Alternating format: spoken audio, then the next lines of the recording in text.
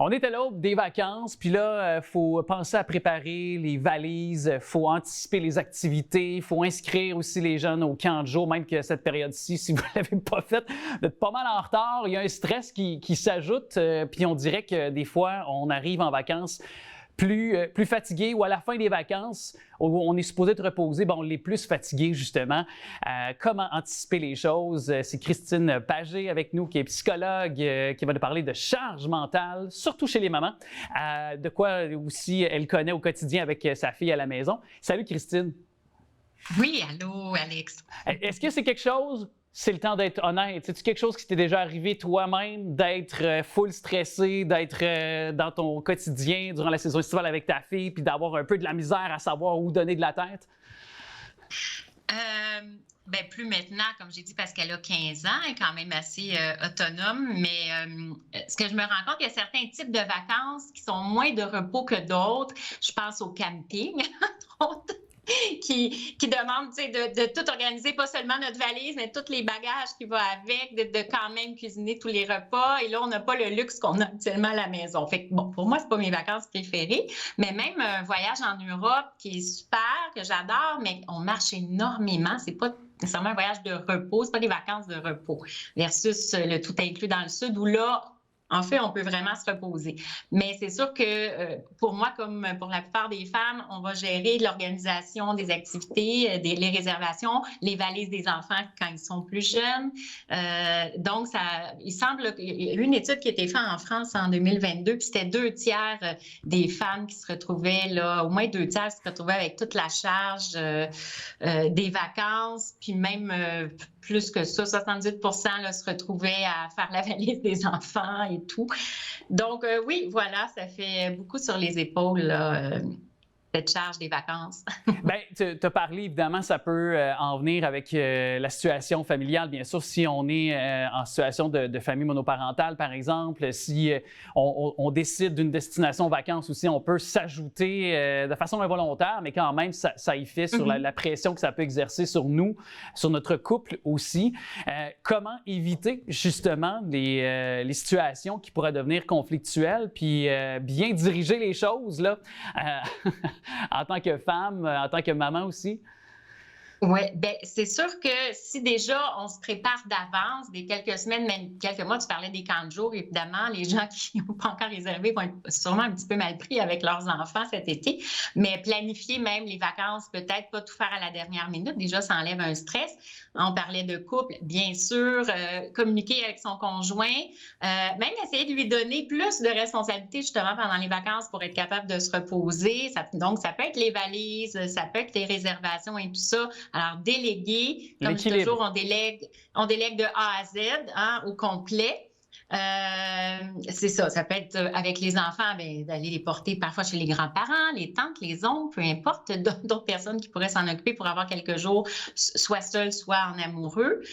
Puis, c'est ça, tu sais, même si les mères, on est des bonnes géos en général, on peut prendre du temps pour soi ou pour des activités, des vacances dont on a le goût de faire. Je disais que moi, le camping, c'était pas mes vacances préférées, mais c'est correct aussi de faire ce qu'on aime pendant nos vacances. Oui, mais aussi, tu sais, c'est parce que aussi, moi, en tout cas, autour de moi, là, j'ai des gens qui n'ont que 2 à peu importe 3 semaines par année de vacances, ça dépend des cas, mais on dirait qu'il faut en profiter tout le temps.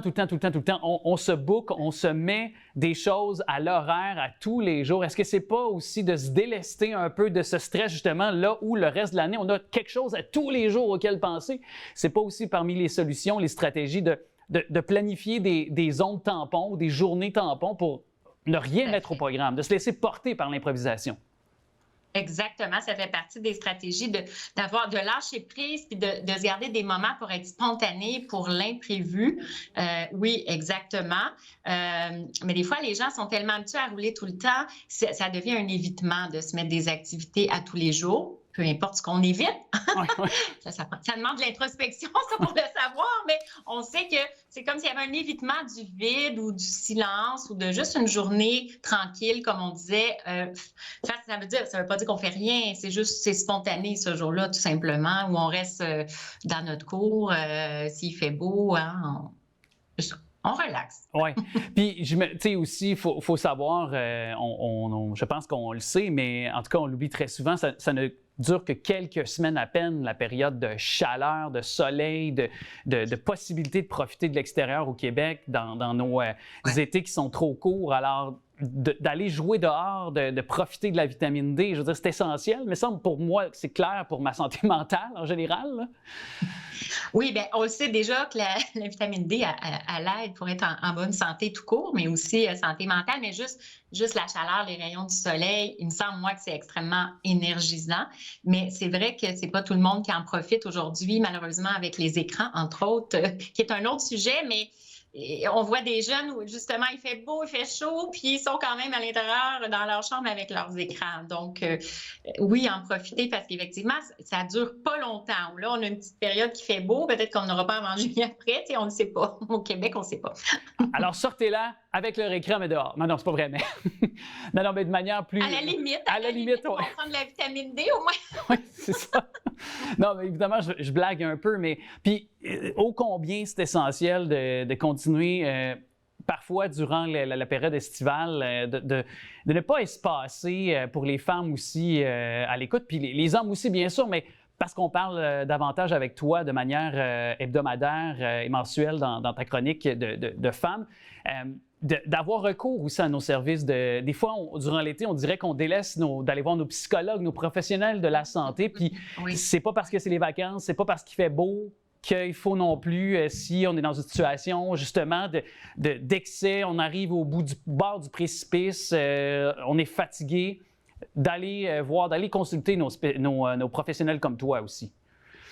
Bien, souvent, les gens attendent avec impatience leurs vacances et en pensant que ça va tout régler. Puis là, ils reviennent au travail après 2-3 semaines, puis sont, comme on disait, des fois plus épuisés. Et c'est là qu'ils se retrouvent dans le fond. Là, ça va vraiment pas. Puis c'est là qu'ils vont appeler leur médecin dans un premier temps, peut-être être en arrêt de travail. Puis ensuite, là, essayer de commencer une psychothérapie avec un psychothérapeute psychologue, justement, parce qu'ils se rendent compte que 2-3 semaines, c'était pas suffisant. Bien, c'est ça. Puis je le rappelle parce que je sais que c'est un message qu'on mentionne assez régulièrement, mais s'il y a encore trop de cas qui est mentionné d'épuisement professionnel, puis ça a été des sujets aussi auxquels on a beaucoup partagé sous différentes facettes aux gens durant notre saison. Je te souhaite un bel été, ma chère Christine. Bon été à toi aussi. Merci, puis de bonnes vacances. Destination Europe, si je comprends bien.